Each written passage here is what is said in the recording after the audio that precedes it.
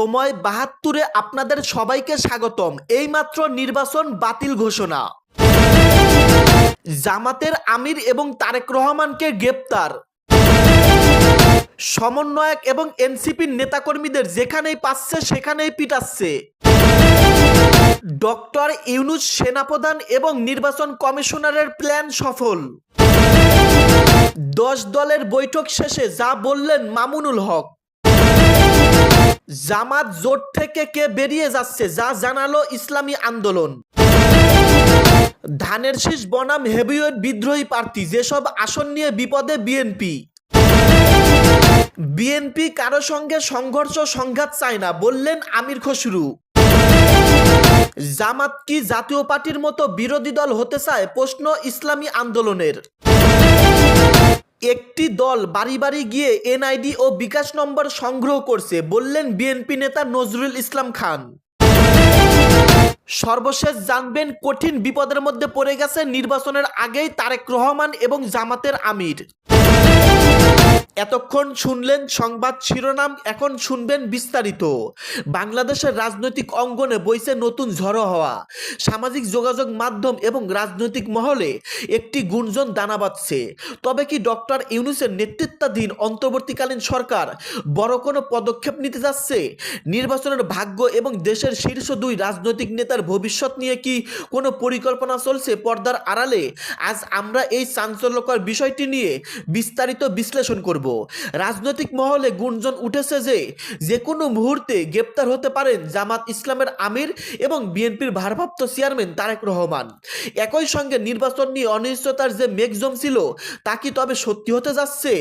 গোপন বৈঠকের গুঞ্জন সূত্রের খবর অনুযায়ী ডক্টর ইউনূসের সঙ্গে প্রধান নির্বাচন কমিশনার সিইসি এবং সেনাপ্রধানের মধ্যে একটি অত্যন্ত গোপনীয় বৈঠক সম্পন্ন হয়েছে। যদিও এই বৈঠকের আনুষ্ঠানিক কোনো ঘোষণা দেওয়া হয়নি, তবে রাজনৈতিক বিশ্লেষকদের ধারণা, দেশের বর্তমান পরিস্থিতি নিয়ন্ত্রণে কঠোর কোনো সিদ্ধান্ত যাচ্ছে প্রশাসন। নির্বাচন অনুষ্ঠানে প্রস্তুতি নিয়ে যখন জনমনে নানান প্রশ্ন, তখন এই গুঞ্জন উঠেছে নির্বাচন বাতিলের বিষয়ে।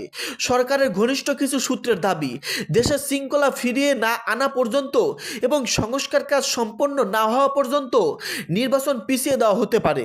আর এই সিদ্ধান্ত বাস্তবায়নে নির্বাচন কমিশনার এবং সেনাবাহিনী প্রধান পূর্ণ সমর্থন রয়েছে বলে ধারণা করা যাচ্ছে। টার্গেট শীর্ষ নেতারা সবচেয়ে বড় চমক হিসেবে দেখে দিচ্ছে রাজনৈতিক নেতাদের আটকের বিষয়টি। তারেক রহমান এবং জামাতের আমিরের বিরুদ্ধে একাধিক আইনি প্রক্রিয়া এবং গোয়েন্দা প্রতিবেদনকে কেন্দ্র করে এই ধরপকড় শুরু হতে পারে। বিশ্লেষকদের মধ্যে দেশের অস্থিতিশীলতা রোধে সরকার হয়তো এই হার্ডলাইন বেছে নিচ্ছে। তবে মনে রাখতে হবে, এইসব এখন পর্যন্ত উচ্চ পর্যায়ের গুঞ্জন। সরকার কিংবা সংশ্লিষ্ট দপ্তর থেকে এখন পর্যন্ত কোনো আনুষ্ঠানিক বিবৃতি আসেনি। যদি এই গুঞ্জন সত্যি হয় তবে বাংলাদেশের রাজনীতিতে এটি হবে এক বিশাল টার্নিং পয়েন্ট। আমরা পরিস্থিতির উপর তীক্ষ্ণ নজর রাখছি। পরবর্তী আপডেট আসা মাত্রই আপনাদেরকে জানাবো। ১০ দলের বৈঠক শেষে যা বললেন মামুনুল হক। ইসলামী আন্দোলনকে সঙ্গে নিয়ে চূড়ান্ত প্রার্থী ঘোষণা করবেন বলে আশা প্রকাশ করেছেন বাংলাদেশ খেলাফত মজলিসের আমির মাওলানা মামুনুল হক। বৃহস্পতিবার ১৫ই জানুয়ারি মগবাজারে জামাতের কেন্দ্রীয় কার্যালয়ে জোটের বৈঠক শেষে সংবাদ সম্মেলনে তিনি এসব আশাবাদ ব্যক্ত করেন। মাওলানা মামুনুল হক বলেন, ১০ দলের উপস্থিতিতে বৈঠক সম্পন্ন হয়েছে। ইসলামী আন্দোলনের সঙ্গেও কথা হয়েছে। রাতে সংবাদ সম্মেলনে বিস্তারিত জানানো হবে। আমাদের প্রত্যাশা একই সঙ্গে এগিয়ে যেতে পারবো। ইসলামী আন্দোলনকে সঙ্গে নিয়েই আসন ঘোষণা করতে পারবো এই আশা করছি। এর আগে জাতীয় গণতান্ত্রিক পার্টির সহসভাপতি রাশেদ প্রধান বলেন, আমরা সমঝোতার চূড়ান্ত পর্যায়ে আছি। ইসলামী আন্দোলন সমঝোতায় আছে এটা বলবো না, আবার বের হয়ে গেছে এটাও বলবো না। সবকিছু চূড়ান্ত হবে রাত ৮টায়। প্রধান উপদেষ্টার সঙ্গে সাক্ষাৎ করবেন জনাব তারেক রহমান। অন্তর্বর্তী সরকারের প্রধান উপদেষ্টা ডক্টর মোহাম্মদ ইউনূসের সঙ্গে সাক্ষাৎ করবেন বিএনপির চেয়ারম্যান তারেক রহমান। দেশে ফেরার পর এটাই হতে যাচ্ছে প্রধান উপদেষ্টার সঙ্গে তারেক রহমানের প্রথম আনুষ্ঠানিক সাক্ষাৎ। আজ বৃহস্পতিবার ১৫ই জানুয়ারি বিকালে এই বৈঠক অনুষ্ঠিত হবে।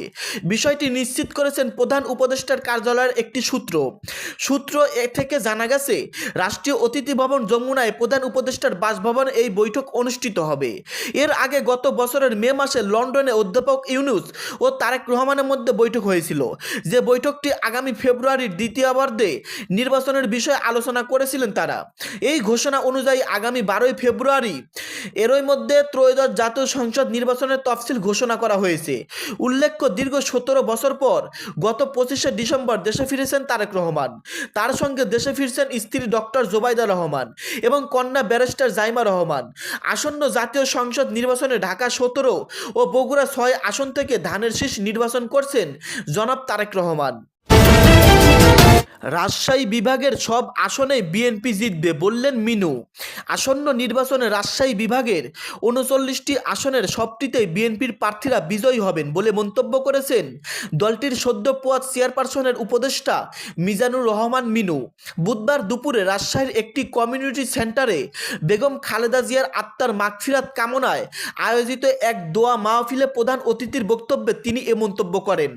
নেতাকর্মীদের উদ্দেশ্যে মিজানুর রহমান মিনু বলেন, 1996 সালে রাজশাহী বিভাগে 39টার মধ্যে নওগাঁর জলিল সাহেব বাদে আর 201 সালের নির্বাচনে নাসিম সাহেবকে বাদ দিয়ে 38টি আসন আমাদের ছিল। আসন্ন নির্বাচনে রাজশাহী 2 সদর আসনের বিএনপির প্রার্থী মিনু আরও বলেন, আমাদের মা হারিয়ে গেছেন, আমাদের মাঝ থেকে চলে গেছেন। তার সেই হাসি মুখটা সামনে রেখে ইনশাল্লাহ এই বিভাগে 39টা আসনের সব আসনে আমাদের প্রার্থীরা বিজয়ী হবেন। এটা আমার প্রতিজ্ঞতা থেকে বলছি, অভিজ্ঞতা থেকে বলেছি। এখানে কোনো নির্বাচনের কথা আমরা বলছি না, আমার অভিজ্ঞতার কথা বলছি। কারণ বিগত 17 বছর আমরা শত্রুর বিরুদ্ধে লড়েছি। ব্যালটে ধানের শীষ প্রতীকের অবস্থান নিয়ে ইসির ব্যাখ্যা চাইল বিএনপি। প্রধান নির্বাচন কমিশনার সিএমএম নাসির উদ্দিনের সঙ্গে বৈঠক করেছেন বিএনপি। দলটির স্থায়ী কমিটির সদস্য সালাউদ্দিন আহমেদের নেতৃত্বে বৈঠকটি অংশ নেন বিএনপির নির্বাচনী পরিচালনা কমিটির সদস্য ও দলের চেয়ারম্যানের উপদেষ্টা কাউন্সিলের সদস্য ইসমাইল জবিউল্লাহ।